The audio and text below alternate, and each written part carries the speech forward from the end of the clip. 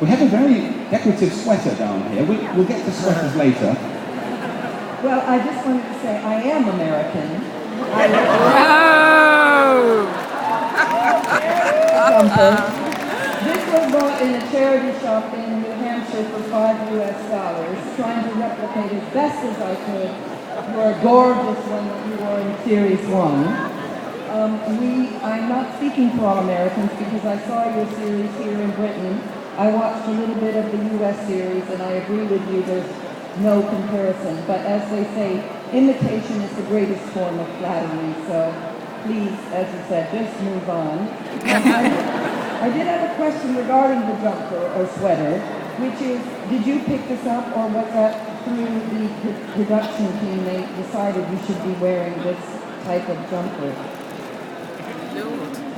Here comes the microphone. So happy the jumper came up. I've been waiting. First of all, I have to say I love that jumper. Really, really do.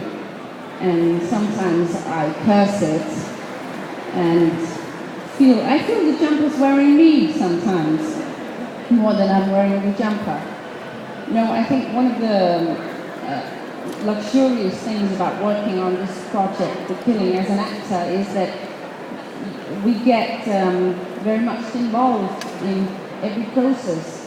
And for me personally, I was invited in on the project, I think, a year and a half before there was even a script to discuss, to develop the character and to, co-create the character. It is the writer's script and story and everything, but he's a great listener. And the same with wardrobe. I mean, the wardrobe, the costume department, they had, because we knew that we didn't want to make your cliche woman in a suit detective, but we didn't really know where to go with it. We wanted her to be defined by herself and not by, a woman in a man's world, fighting for respect by wearing a suit. So the costume department had gathered tons of clothes in a room, all sorts of different directions we could move with it. And I went into that room and I saw that jumper.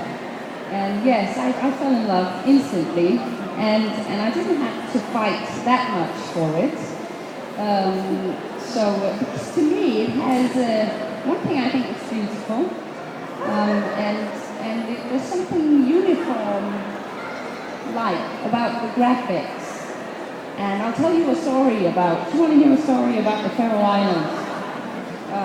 That I think is quite beautiful, and it might be the reason why that jumper has such a strong impact, because I realized that it has had that in the UK as well as in Denmark. Everybody wanted that jumper in Denmark.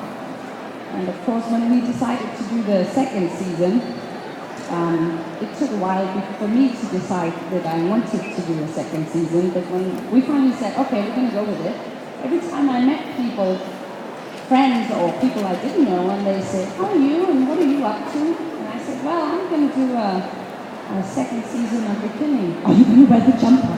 That was every time the first question. And I was like, but who cares? I'm going to wear a jumper. What did you ask me about? What are you going to do with the character and the story? But everybody just, you're going to wear the jumper. So when we started working on the second season, we decided they're not going to get the jumper.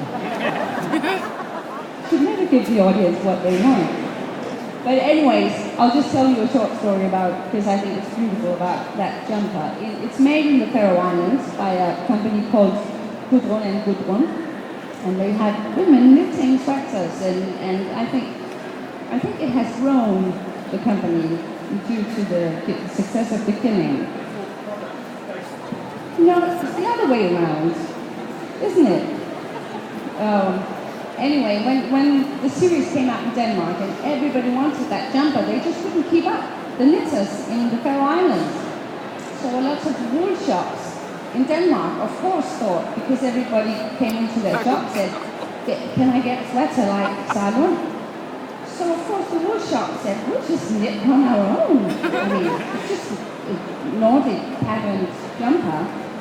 So some of the shops in Denmark started producing a very similar jumper, and the company in the Faroe Islands, Gudrun, just went ballistic.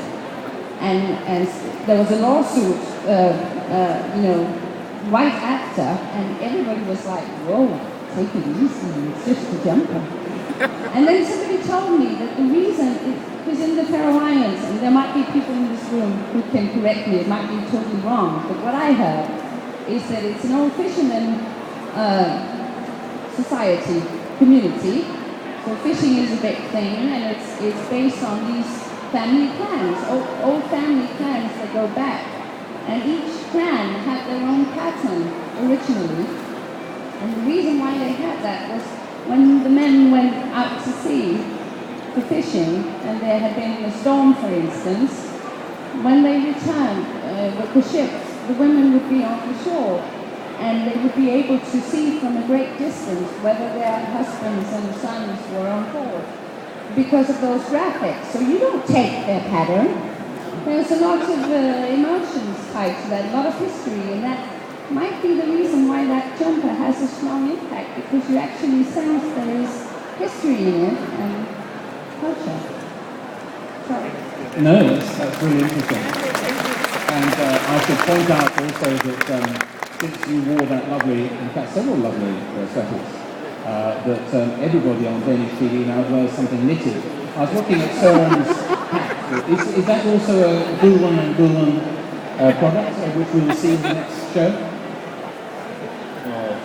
I think this is a seed somewhere on the earth that Carhartt.